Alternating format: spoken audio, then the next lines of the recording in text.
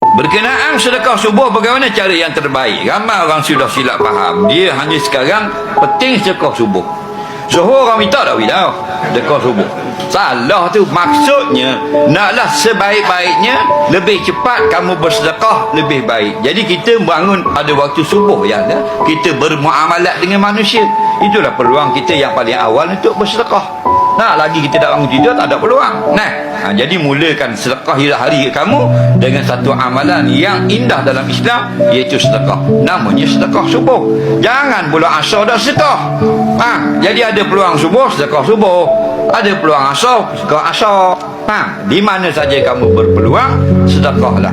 Kerana sedekah itu tak kira subuh ke asar ke bila pun, dia menjadi perisai daripada api neraka. Nabi kata ittaqun nar walau bi syakki tamrah. Hendaklah kamu lindung diri kamu daripada masuk neraka, walaupun dengan sedekah sebelah buah kurma.